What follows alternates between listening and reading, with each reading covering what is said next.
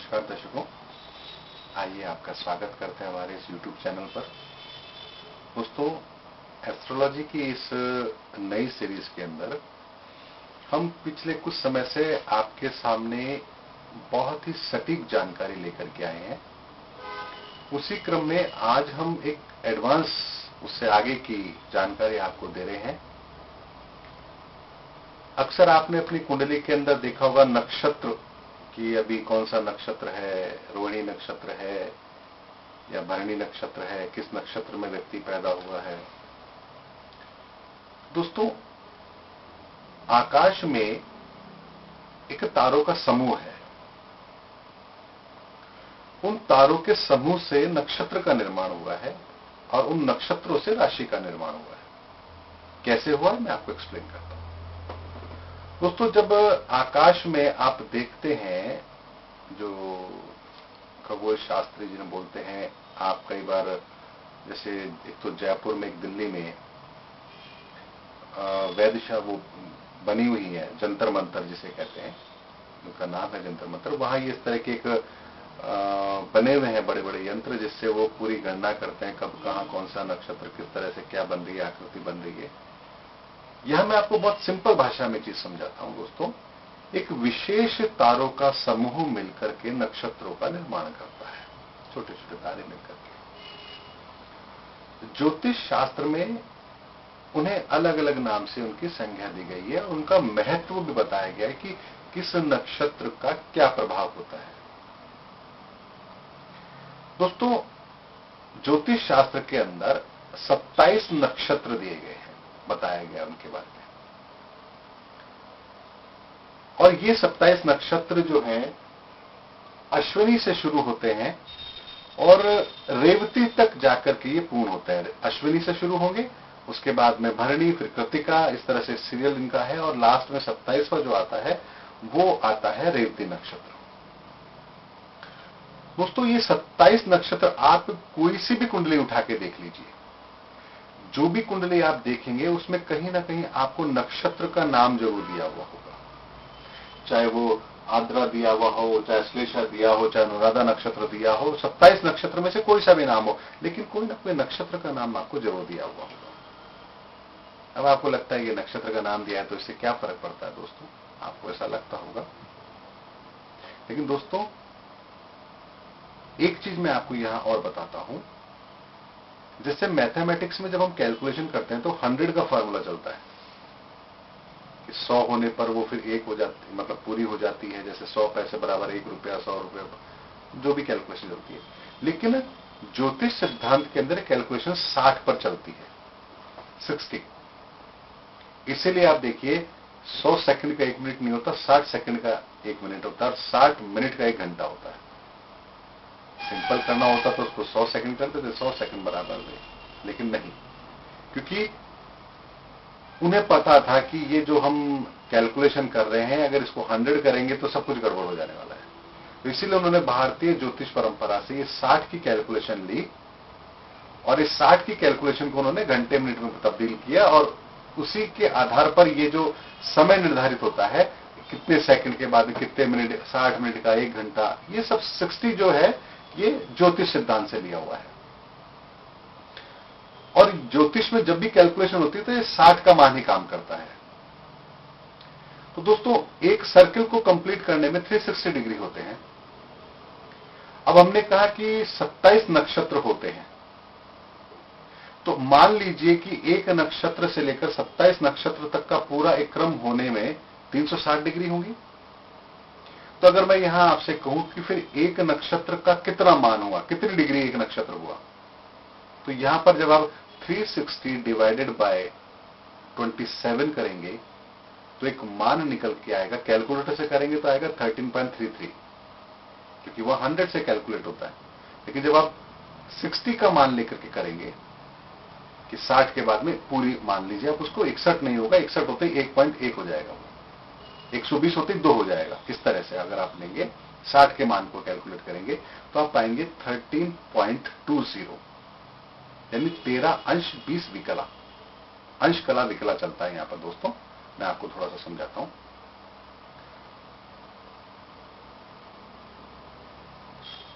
60 अंश, मतलब 60 विकला बराबर 1 कला और 60 कला बराबर 1 अंश। तो यहां पर जब हम 360 डिवाइडेड बाय 27 करेंगे तो हमें एक मान मिलेगा 13.20। और ये जो 13.20 है यानी कि एक नक्षत्र का मान है। यानी कि अगर कोई ग्रह 13.20 डिग्री चलेगा तो एक नक्षत्र में चल रहा है, उसके बाद में वो नक्षत्र बदल जाएगा। तो दोस्तों यहां पर आपको मैं एक बहुत सिंपल भाषा में समझाने का प्रयास कर रहा हूं कि 27 नक्षत्र होते हैं ब्रह्मांड में। उनके नाम मैंने आपको बताए। इस वीडियो के लास्ट में एक स्लाइड दी हुई होगी, आप उसमें से आप नोट कर लीजिएगा। अश्विनी से लेकर के रेवती तक के 27 नक्षत्र होते हैं और एक नक्षत्र 13.20 डिग्री को रिप्रेजेंट करता है। इस तरह से 27 के 27 नक्षत्र रिप्रेजेंट करेंगे तो 360 एक सर्कल कंप्लीट हो जाएगा। अभी जानकारी महत्वपूर्ण क्यों है ये आपको अभी समझ आएगा दोस्तों। अब एक नक्षत्र 13.20, दो नक्षत्र 13.20, दोनों मिला लीजिए। और आपको पता होगा कि एक राशि में कितने डिग्री, एक राशि के अंदर, यानी कि कोई ग्रह राशि परिवर्तित कब करता है? जब वो एक राशि में 30 डिग्री चल चुका होता है तो वो राशि परिवर्तित कर लेता है। तो अगर मैं आपसे ये कहूं कि एक राशि में फिर कितने नक्षत्र हुए, या नक्षत्रों से ही राशि का निर्माण होता दोस्तों, यानी अश्विनी नक्षत्र और भरणी नक्षत्र। और यहां पर उससे पहले एक चीज और मैं आपको बताता हूं दोस्तों, एक नक्षत्र के भी 4 चरण होते हैं। एक नक्षत्र के 4 चरण होते हैं, यानी कि एक नक्षत्र के भी 4 पार्ट। प्रथम चरण, द्वितीय चरण, तृतीय चरण और चतुर्थ चरण, यानी 4 चरण। अब यहां पर उससे पहले मैं एक चीज और आपको बताता हूं। इन 27 नक्षत्रों में से कुछ नक्षत्रों को मूल नक्षत्रों की संज्ञा दी गई है। यानी आपने अक्सर कभी घर में कोई बालक का जन्म हुआ है तो पंडित जी से आपने सुना होगा कि जी बच्चे का तो जन्म जो है मूल नक्षत्रों में हुआ है, शांति, मूलों की शांति करानी पड़ेगी। कहने का मतलब है इन 27 नक्षत्रों में से 6 नक्षत्र ऐसे हैं, यदि उन नक्षत्रों में बालक का जन्म होता है तो उस बालक के जन्म के बाद में उसी नक्षत्रों के अंदर उसकी मूलों की शांति कराने का विधान दिया हुआ है। अन्यथा ये कहा जाता है कि वो व्यक्ति अपने पिता पर संकट लेकर आता है। तो यहां पर मूल नक्षत्र की मैं बात बताता हूं। अश्विनी, अश्लेषा, मघा, मूल, ज्येष्ठा और रेवती, ये 6 नक्षत्र ऐसे हैं, यदि इन नक्षत्रों के अंदर किसी व्यक्ति का जन्म होता है तो वो मूल नक्षत्र कहलाए जाते हैं। अब आपको ज्यादा टिपिकल तरह से समझने की जरूरत नहीं है। अब आपको समझ में आ गया कि जी मूल नक्षत्रों में हुआ है बच्चा पैदा, तो समझ लो इन 6 में से कोई एक नक्षत्र है, इसलिए वो मूल नक्षत्र है। तो यहां छोटी सी जानकारी थी, इसलिए मुझे लगा कि मुझे आपको देनी चाहिए, तो मैंने आपको दी।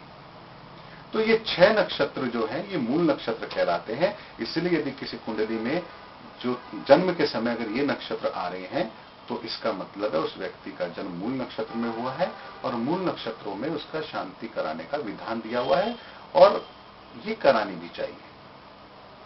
यदि आपके जीवन में कुछ समस्याएं हैं तो सबसे पहले ये चेक कीजिए कहीं आप मूल नक्षत्र का जन्म तो नहीं है, कहीं उन ग्रहों की शांति हुई है या नहीं हुई है। अगर नहीं हुई है तो जो भी समय है एक विद्वान पंडित से बात करके आप उनकी शांति का विधान करवा सकते हैं। ये अलग विषय है, थोड़ा सा मैं, लेकिन आपको जानकारी देना जरूरी था इसलिए मैंने आपको दी। तो दोस्तों यहां पर मैंने आपको ये बताया कि 6 नक्षत्र जो है 27 में से मूल नक्षत्र हैं। बाकी के 21 नक्षत्र हैं उनमें जन्म लेने वाले के साथ कोई समस्या नहीं है। अब यहां पर एक चीज और बताता हूं दोस्तों कि एक नक्षत्र के 4 चरण होते हैं, जैसे मैंने आपको पहले बताया, यानी 4 पार्ट कर दीजिए। यानी एक नक्षत्र का मान कितना था, यानी कि कोई ग्रह 13.20 डिग्री अगर चल रहा है तो एक नक्षत्र के अंदर भ्रमण कर रहा है। लेकिन यहां भी उसको डिवाइडेड बाय 4, यानी एक नक्षत्र को भी 4 पार्ट में डिवाइड किया गया। तो अगर आप 13.20 डिवाइडेड बाय 4 करेंगे तो आपके कैलकुलेटर में मान कुछ और आएगा, लेकिन यदि इसको 60 का मान लेके करेंगे तो आएगा 3.20 एक नक्षत्र का मान हुआ। यानी एक नक्षत्र के एक चरण का मान हुआ। यानी मान लीजिए कि हम अश्विनी नक्षत्र की बात कर रहे हैं, पहला नक्षत्र अश्विनी नक्षत्र है, उसके 4 चरण है, तो पहले चरण का हुआ मतलब 3.20। दूसरा चरण 3.20 कितना हुआ 6.40। अब उसमें और तीसरा चरण जोड़ दिया, तीसरे चरण का मान क्या 3.20, तो कितना हुआ आप बताइए दोस्तों। आप कहेंगे 3.20 3.20 3.20 यानी 9.60। ठीक है ना दोस्तों, मैंने इसीलिए आपसे कैलकुलेशन के लिए कहा कि 9.60 का मतलब क्या हुआ, क्योंकि जैसे ही 60 मान आया, 60 का मतलब पूरा हो गया। जैसे 61 सेकंड नहीं होते, 60 सेकंड के बाद मिनट हो गया, तो यहां 60 के बाद में वो पूर्ण हो गया। यानी कि यहां 9.60 का मतलब हुआ पूरा 10, क्योंकि 61 नहीं होगा, 60 के बाद दोबारा 1, क्योंकि यहां 60 का मान चलता है, जैसे समय के अनुसार चलता है। समय में 60 सेकंड, 60 मिनट, 61 मिनट नहीं होते। अगर वो कहे जी कोई व्यक्ति 61 मिनट चला, इसका मतलब 1 घंटा 1 मिनट चला, आप 61 मिनट नहीं कहेंगे ना, उसको कहेंगे 1 घंटा 1 मिनट। तो इसी तरह से यहां पर 9.60 आया, इसका मतलब हुआ 10। और चौथा चरण उसमें 3 20 जोड़ेंगे तो 13.20 आ जाएगा। यानी एक नक्षत्र के अंदर 4 चरण हुए, एक चरण का मान मैंने आपको बताया। अब मान लीजिए, अब ये क्यों जरूरी है आपको समझाना, ये मैं आपको बता रहा हूं। मान लीजिए किसी व्यक्ति ने मेष के अंदर जन्म लिया, मेष राशि में, तो यदि चंद्रमा मेष राशि में 13.20 डिग्री चल चुका है, या मान लीजिए 0 से लेकर के 13.20 डिग्री तक है, तो आप ये कह सकते हैं कि इस व्यक्ति का जन्म अश्विनी नक्षत्र में हुआ है। मेष राशि लेकिन नक्षत्र अश्विनी। 13.20 से ऊपर होते ही और अगले 13.20 यानी 26.40 वहां तक भरणी नक्षत्र हुआ। दोस्तों यहां मैं आपको एक बात बताता हूं कि एक राशि का मान 30 डिग्री होता है, यानी कि 360 डिग्री। कोई एक सर्किल होता है वो 360 डिग्री का होता है। ग्रह भी अपनी परिक्रमा करते हैं एक पूरी परिधि के अंदर, तो 360 से ऊपर डिग्री यहां नहीं होगी। तो 360 डिवाइडेड बाय 12, ठीक है दोस्तों। तो आप देखेंगे कि यहां पर उसका मान आता है 30 12 इंटू 3 360, यानी कि 30 डिग्री के राशि का मान निकल के आता है। यानी कि 12 राशियों के अंदर भ्रमण काल में अगर कोई ग्रह 12 राशियों का पूरा भ्रमण कर लेता है तो वो उसका एक परिक्रमा पूरी हो जाती है।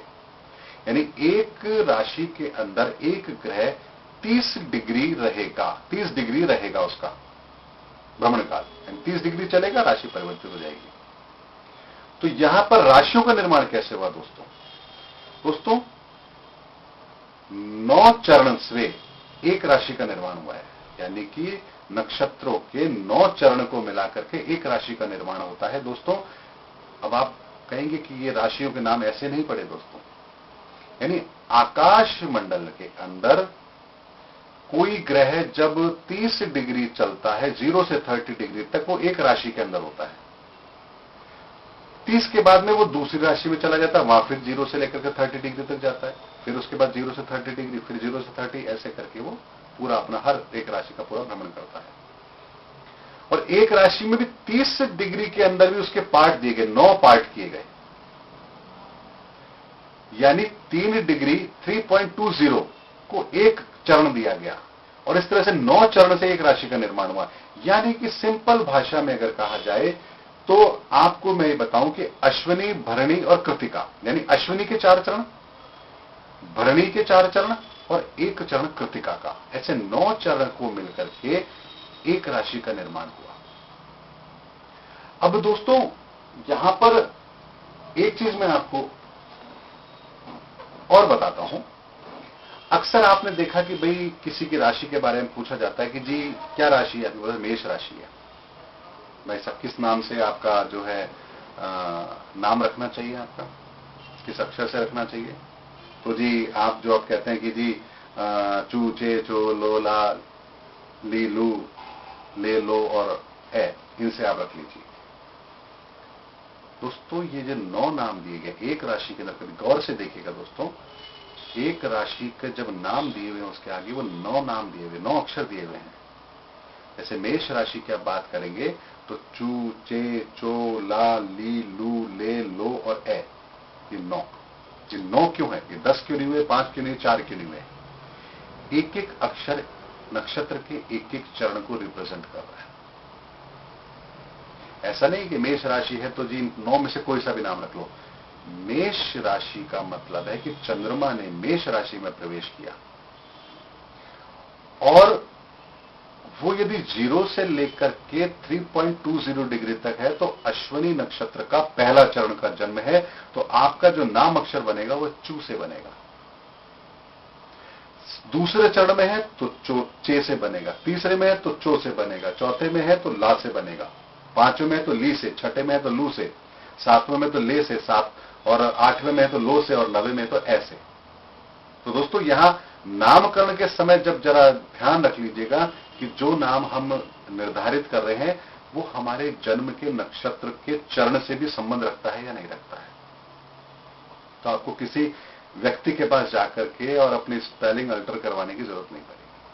आपको पता होना चाहिए कि आपकी राशि कौन सी, आपका नक्षत्र कौन सा और उससे कौन सा अक्षर बनेगा और वही नाम आप रखें, आपको कोई दिक्कत नहीं। किसी तरह के अगर आपके मन में वहम है कि नाम परिवर्तित करने से अगर कोई सही हो जाएगा, कुछ हो जाएगा, तो अपनी जन्म कुंडली के अंदर ये देखना और उसके आधार पर अपना नाम रख लेना, आपको वैसे ही सारी सफलता मिल जाएंगी। अगर आप उस चीज पर विश्वास करते हैं या उस चीज को मानते हैं तो मैं यहाँ उसके विश्वास या अविश्वास की बात नहीं कर रहा, लेकिन यदि सटीक शब्द आपको चाहिए, वर्ड चाहिए कि भाई मेरा राशि जन्म के हिसाब से मेरा कौन सा अक्षर होना चाहिए, तो मैंने आपको कैलकुलेशन बताई कि 4 चरण अश्विनी के, 4 चरण भरणी के और 1 कृत्तिका, 9 चरणों को लेकर के एक राशि का निर्माण होता है। तो दोस्तों यहां आपको चीज समझ आ गई होगी। अब मान लीजिए किसी ने कहा कि जो आपका तो अश्विन जो कृत्तिका नक्षत्र का है, अब कृत्तिका नक्षत्र का एक तो चला जाए, एक चरण तो जाएगा मेष में और बाकी के 3 चरण किस में जाएंगे? वृष राशि में जाएंगे। तो यहां पर वो जो तीसरा नक्षत्र है वो किसको रिप्रेजेंट करेगा? वो मेष को भी रिप्रेजेंट करेगा और वृषभ को भी रिप्रेजेंट करेगा।